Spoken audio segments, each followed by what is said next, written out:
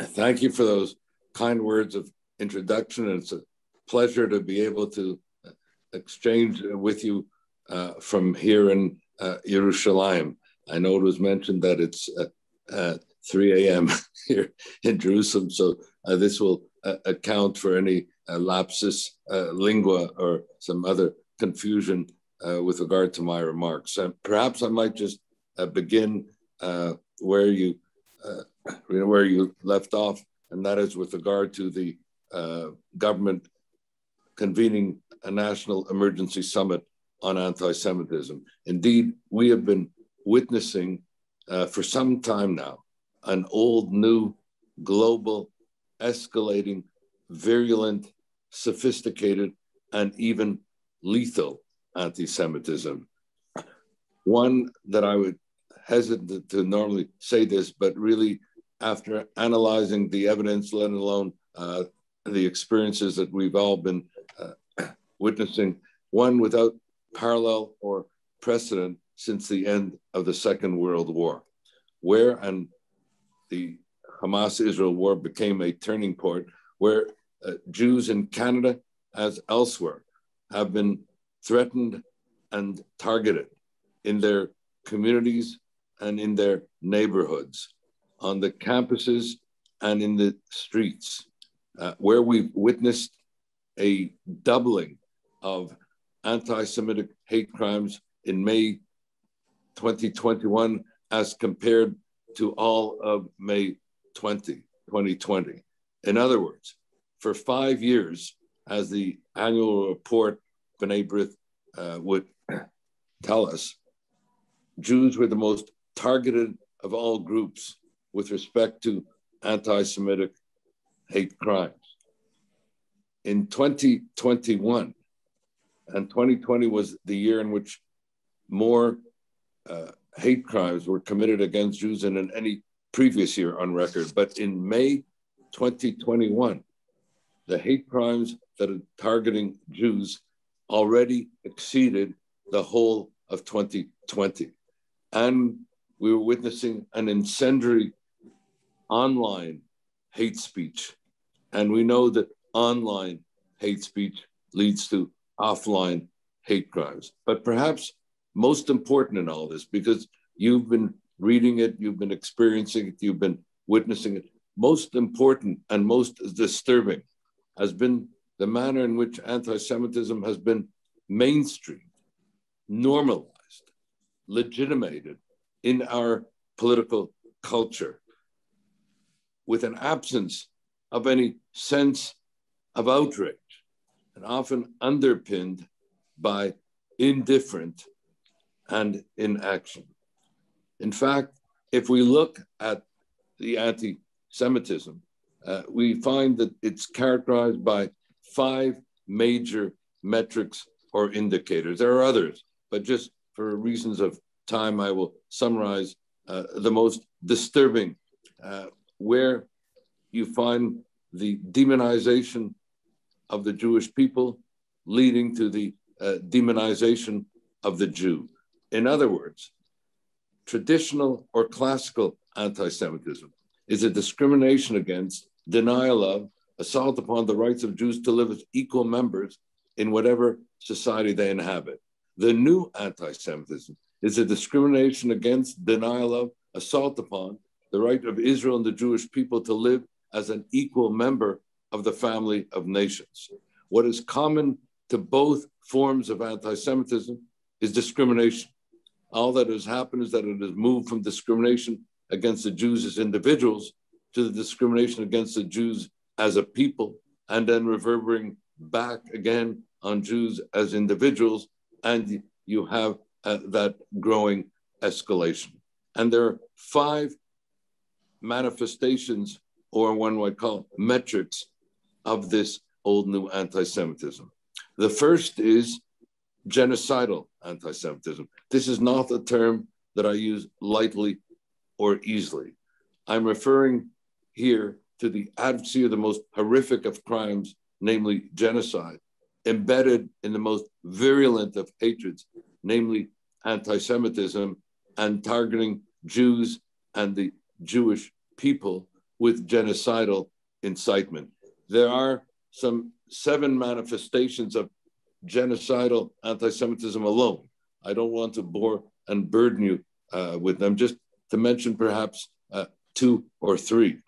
The first is the state-sanctioned genocidal anti-Semitism as reflected in Khamenei's Iran. And I use that term to distinguish it from the people and publics of Iran who are otherwise the targets of mass domestic repression. It's not that well known that the 21st century began on January 4th, 2000, with the supreme leader of Iran, Ayatollah Khamenei, saying that, and I quote, "There can be no resolution to the Arab-Israeli conflict without the annihilation of the Jewish state." Did not even use any euphemism, without the annihilation of the Jewish state.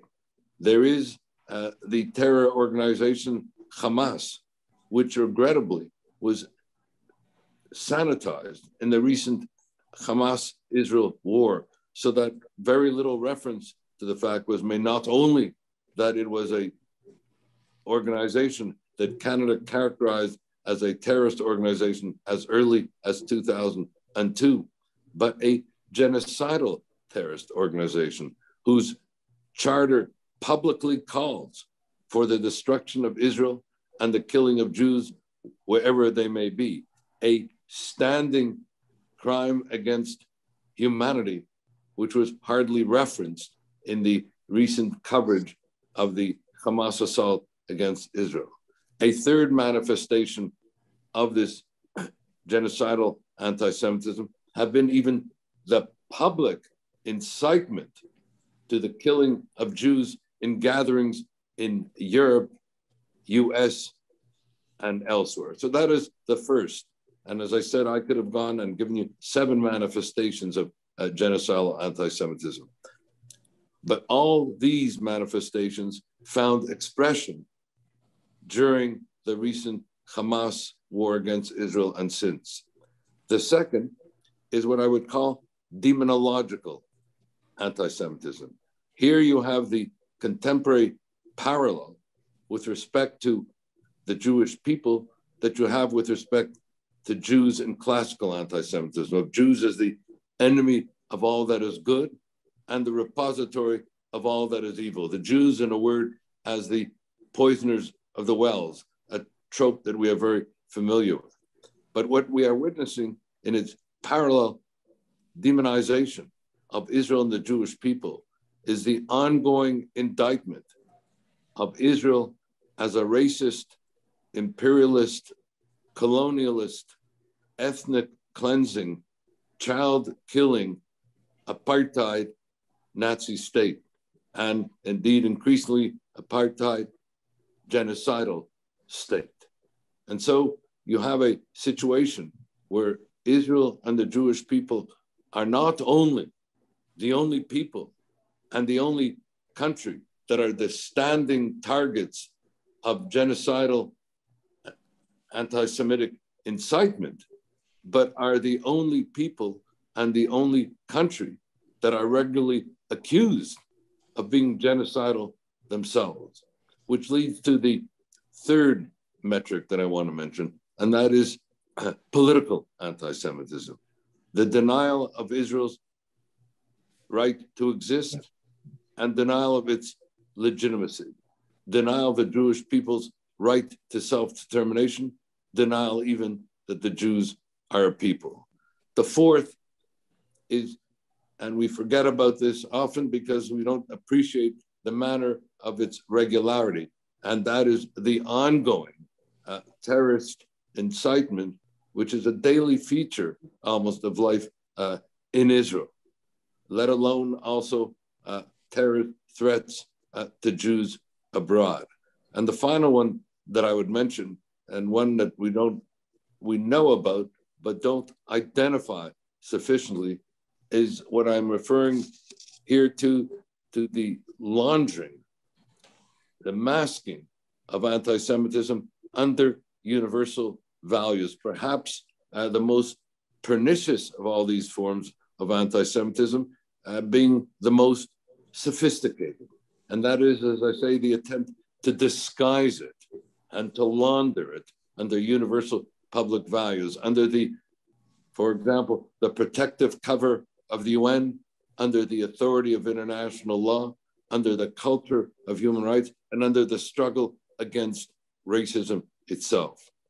If I say laundered under the protective cover of the United Nations, you all know what I'm referring to here. But it has become not only ubiquitous, but almost off the scale in its virulence and intensity. It is not only that annually at the UN General Assembly, you have some 18 to 20 resolutions of condemnation singling out one member state of the United Nations, which happens to be Israel. But that at the same time, you give the rest of the international community exculpatory immunity. Because as I say, while you have 20 resolutions of condemnation against one state, there are only some 5, 6 resolutions against the rest of the world. And more recently, in terms of the UN specialized agencies and their condemnations, just to give you 2 examples, the World Health Organization condemned Israel as the only violator of health rights in the world today. I repeat, the only violator of health rights in the world today. And the UN Commission on Human Rights condemned Israel again recently as the only violator of women's rights in the world today. Now, I'm mentioning these things because for Canada and Canadians, the United Nations is part of our DNA. Human rights is an organizing idiom of our foreign policy.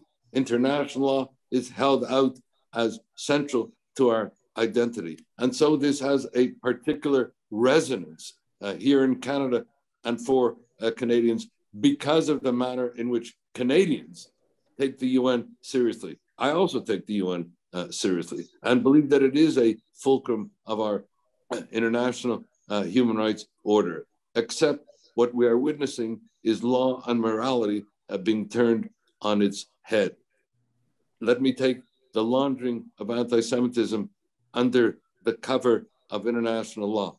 It's not all that well known that the only state that has been put in the docket of the accused by the contracting parties to the Geneva Convention has been Israel. In other words, and this was in the wake of the Durban conference 20 years ago, for the first time in 52 years, the contracting parties came together to put one state in the docket of the accused and indicted as being a systematic violator of human rights and humanitarian law. That state happened to be Israel. That took place in the immediate aftermath of Durban. Durban's Festival of Hate, where a world conference against racism, and I attended it, became a conference of racism against Israel and Jews. And so in that Festival of Hate, that became the launching pad at the time for both the BDS movement and the slander of Israel as an apartheid state. But astonishingly, in 2 occasions since, when the convening parties to the Geneva Convention came together and put a state and indicted it in the docket of the accused, it was again only Israel. Not Syria, not Iran, not China, not any other major human rights violator. So you see the situation here under international law very quickly under the culture of human rights, where as we meet, the UN Council on Human Rights is meeting with its ongoing Agenda 7 specific item targeting Israel alone.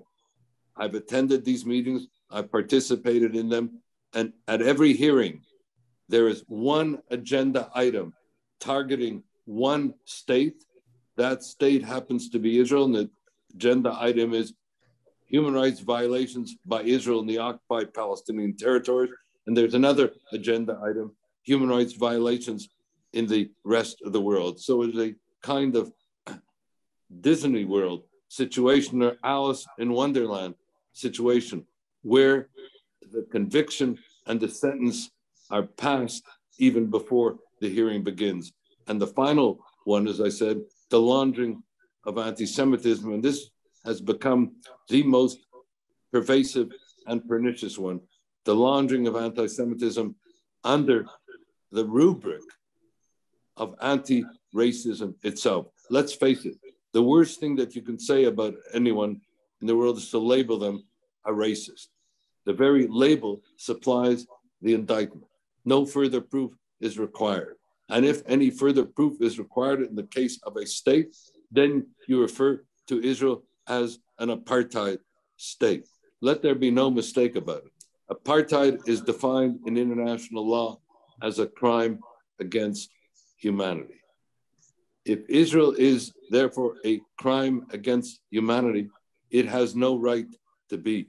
That state should be dismantled. And if that is not enough, then you refer to it not only as a apartheid state, but as a Nazi state. And therefore, not only does it have no right to be, but we are in fact obliged to dismantle it.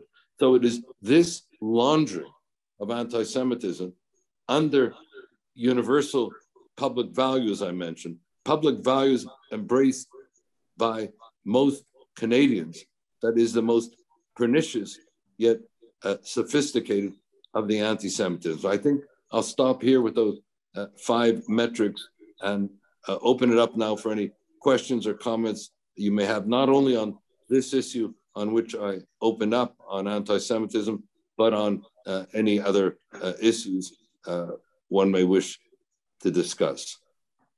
Okay, thank you so much. I'm going to moderate some of the questions. So we are aware that it's 3 o'clock in the morning, so we're not going to keep you here for a huge period of time. So excellent. Nice to see you, lads. Oh, it's so nice to see you, and we're just delighted you're able to join our leadership. It's such an honor for us to have you. Let's get to the first question that was sent to me privately, which was with respect to Member of Parliament Jenica Atwin, who recently crossed the floor from the Greens and joined the Liberal Party. What are your thoughts about this parliamentarian joining the Liberal Party, considering she's said some extremely upsetting words about Israel? Well, I think, Lance, it's an understatement to say extremely upsetting words. She referred to Israel as an apartheid state. She also went on to say that there were no 2 sides in the conflict. There was only one side. I could not understand, I have to tell you, how the Liberals were able to invite her to become a member of the Liberal Party after she made those statements. I could not understand how not only would they invite her to be a member of the Liberal Party, but in fact, there had been a contentious exchange with regard to her and the leader of the general meeting of the Green Party. So I'll have to call you later. No, I'm on Zoom. Anne-Marie Paul. Okay, and I'll speak to you later. What I found most disturbing here is that normally one would not enter into, as a matter of courtesy, inviting someone from another party to become a member of your party when that person is in a dispute with their leader. There should be certain, norms of conduct and courtesy in this regard. So I could not understand how she could have been invited into the Liberal Party after making those comments, particularly the apartheid being a vile slander in my view.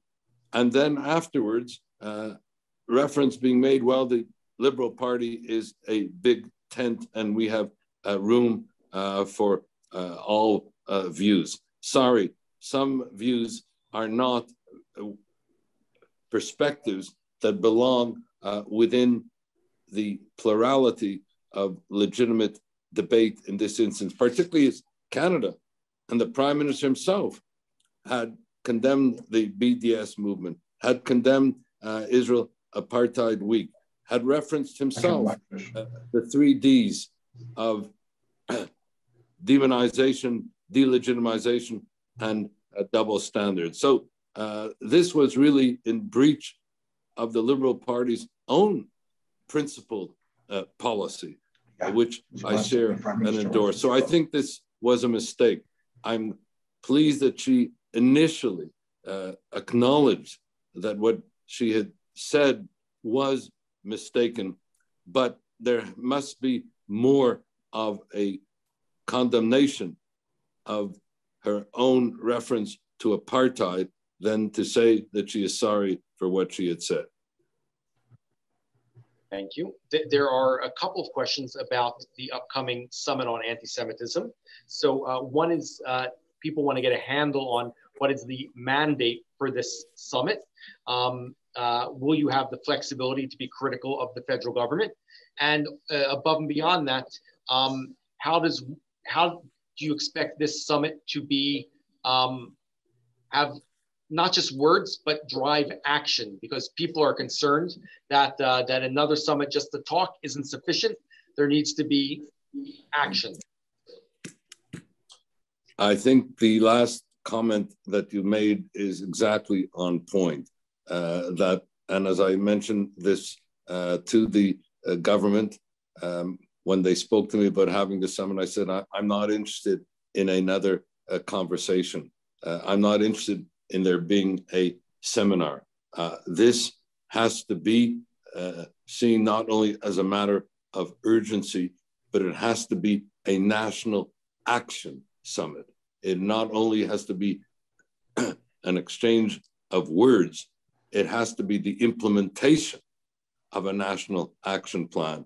Unless we end up with the implementation of a national action plan agreed upon, then it would have been better not to have taken a place if we're only going to just have words. And I've already proposed a 10-point action plan, open to other points as well, but to frame it, I've shared this, in fact, with our Canadian heads of mission, even before there was an announcement of a national emergency summit.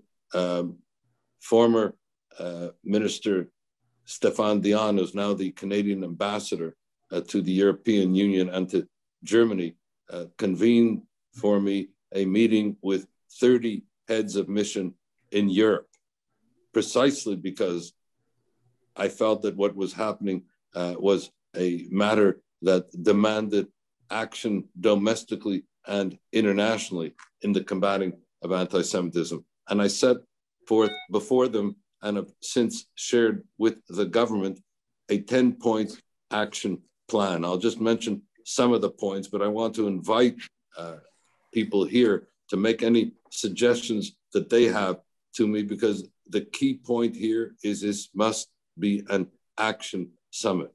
The first point in the action plan was the importance of Holocaust remembrance, commemoration, documentation, Holocaust education. In other words, at a time when over 50% of millennials, for example, can't name one concentration camp or death camp, at a time when we know that the Holocaust, in terms of education, is a paradigm for radical evil, as anti-Semitism is a paradigm for radical hate.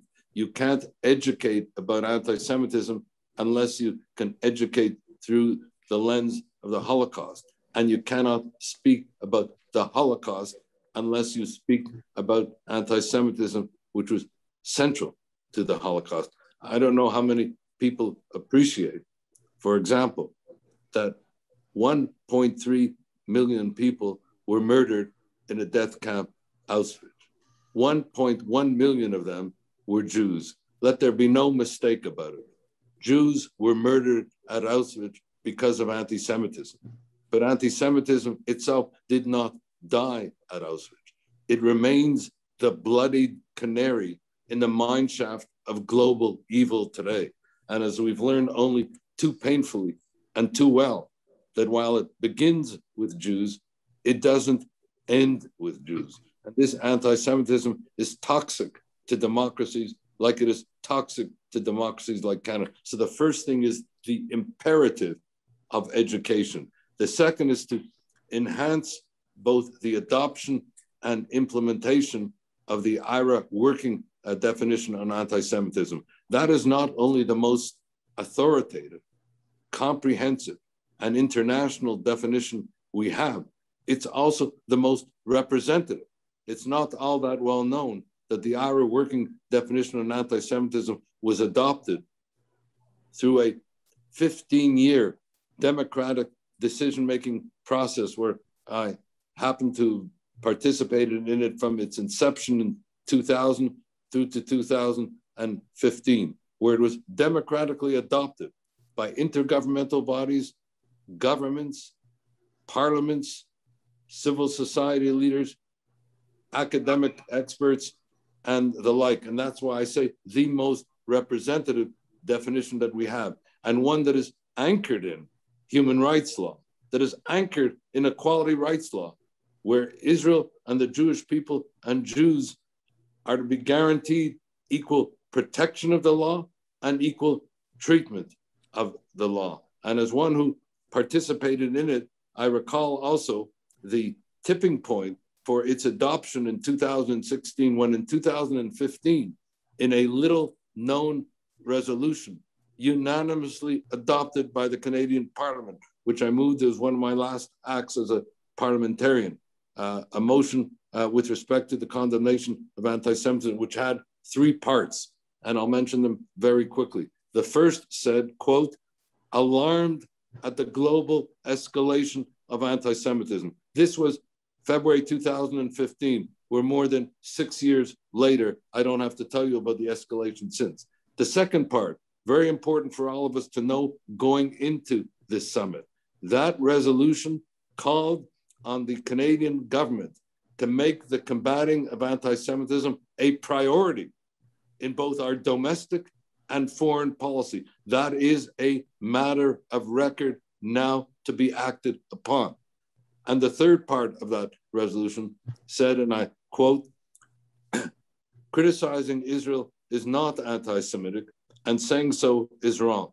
But singling Israel out for selective opprobrium and indictment, denying Israel's right to exist, let alone calling for Israel's destruction, is hateful and discriminatory and anti-Semitic, and not saying so is dishonest. That is a unanimous parliamentary adoption in 2015, presaged the adoption by IRA in 2016, and it is something that we must appreciate as we go into this summit. Some of the other important points that are mentioned in the action plan is the use and invocation of parliamentary antecedents to buttress the action that we take. And there is the London Declaration to Combat Anti-Semitism of 2009, the Ottawa Parliamentary Protocol of 2010, each of which contained the metrics that I was referring to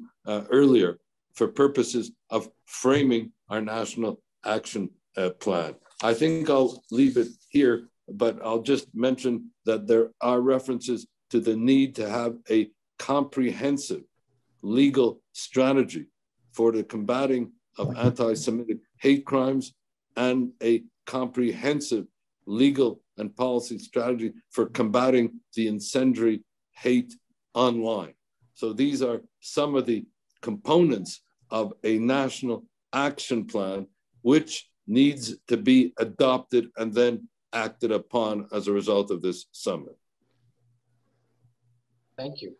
Another question that came through is, what can individuals, people like us, do to assist in combating anti-Semitism? Well, I think, each one of us should realize that we have a capacity every day to do something about anti-Semitism. If you see that there's a failure on the part of the government or your member of parliament to joining in the calling out and condemnation of anti-Semitism, we have to call on our elected representatives so that they are not part of what I mentioned earlier of the normalization, of the mainstreaming and thereby the legitimation of anti-Semitism in political culture. There must be a zero tolerance policy for anti-Semitism. And we have to call on our elected representatives at all levels, federal, provincial, municipal, and the like, to ensure that they are on their hands in their condemnation and their acting upon combating of anti-Semitism. The second thing is the media itself has been replete with misrepresentations and indulgences of anti-Semitic tropes and the like. Call it out when you see it. Make representations to whatever journalistic organ or agency that you see that in fact is not reporting fairly or is reporting in a misleading fashion. And the recent Hamas-Israel war is a case study in that regard. The third thing is that we have been, as a Jewish community, actively engaged in the combating not only of anti-Semitism, but in the combating of all forms of hatred, racism, and discrimination. We should be calling upon our fellow members, be it of the African Canadians or of any other community group, to join us in this struggle against anti-Semitism. They are right to call us to join them, whether it be in combating racism against Indigenous people, and I mentioned this because today is National Aboriginal Peoples Day, or racism against Black Canadians and people of color, or increasingly with respect to racism against Asian Canadians, or with respect to hatred against Muslims, known otherwise as Islamophobia. We have been called upon to join in condemnations and in action against all forms of racism and hate. But it cannot be a situation where somehow anti-Semitism is left out of that condemnation. And worse, where we have seen somehow that the Jews are held to be part of the oppressor group and not part of those that are oppressed. That in the exercise of intersectionality, somehow we're on the wrong side of the ledger, where Jewish students on campuses are not even given standing to enter the debate, where they are marginalized, excluded, and their speech is silenced. And I mention that because when I hear critics of the IRA working definition saying that the IRA working definition, silences speech, it's the other way around. The IRA working definition on anti-Semitism is intended to protect speech, to protect the speech, for example, of Jewish students on campus who, as I mentioned, have their speech silenced, or Jewish organizations who have their advocacy silenced. And it protects the speech of those who are critical of Israel or who wish to engage in pro-Palestinian advocacy.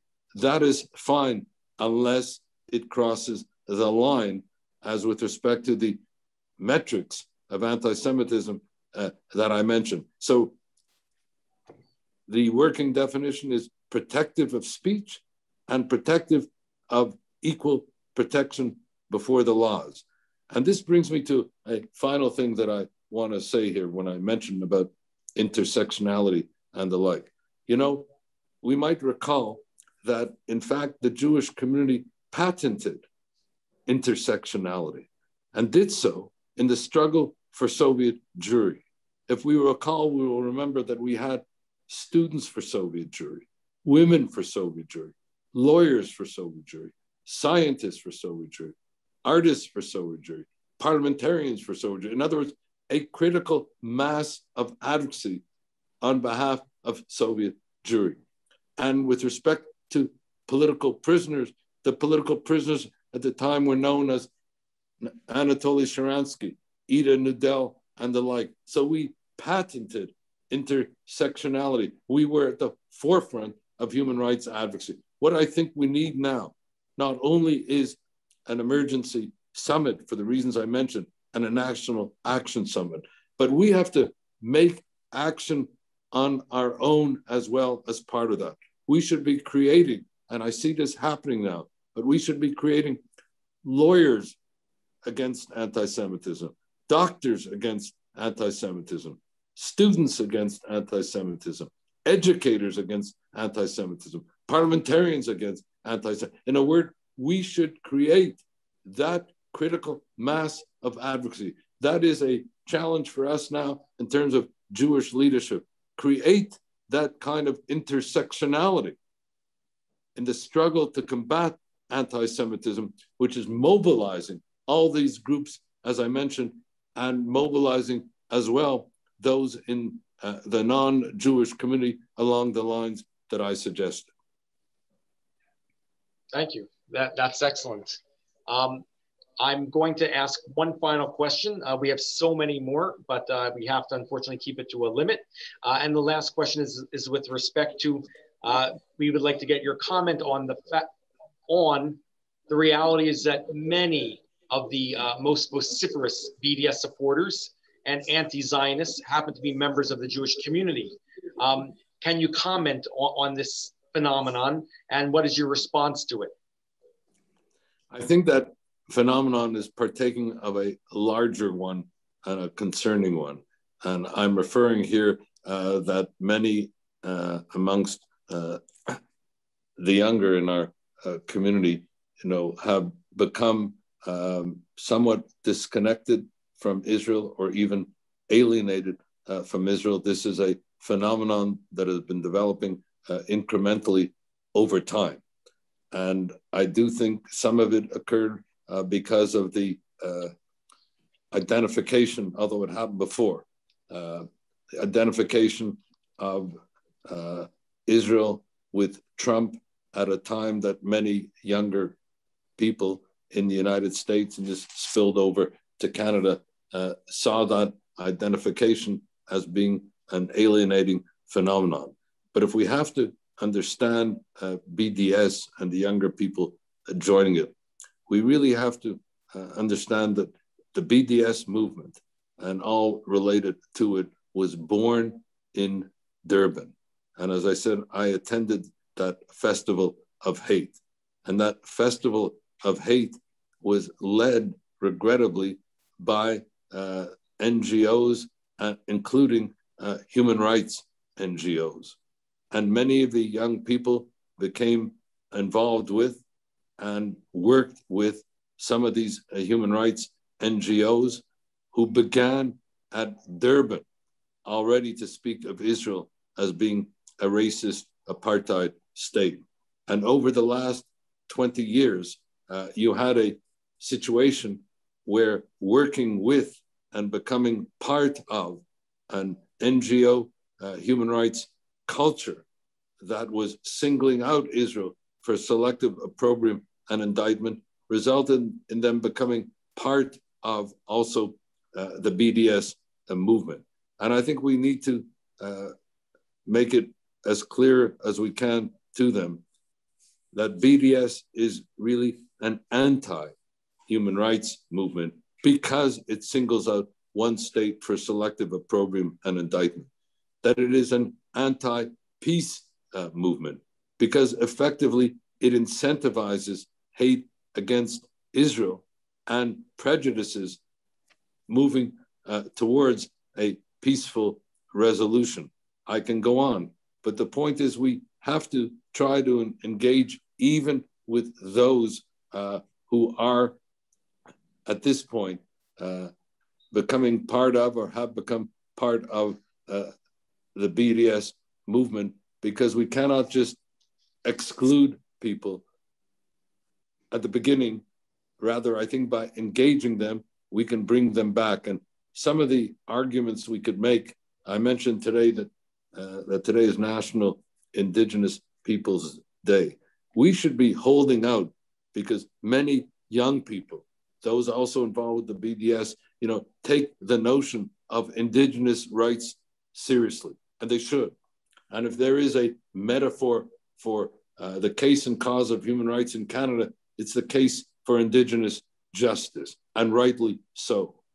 But we should hold ourselves out, the Jewish people, as being a prototypical indigenous people. In other words, a people that still inhabits the same land, embraces the same religion, studies the same indigenous Torah, hearkens to the same indigenous traditions and prophets, speaks the same indigenous language, Hebrew, and bears the same indigenous name, Israel, as we did 3,500 years ago. In other words, we are a prototypical indigenous movement, and at the same time hold out that this same indigenous people is a prototypical anti-colonialist people, that Zionism is not only the indigenous expression of the Jewish people's right to self-determination, but Zionism has been historically an anti-colonialist movement.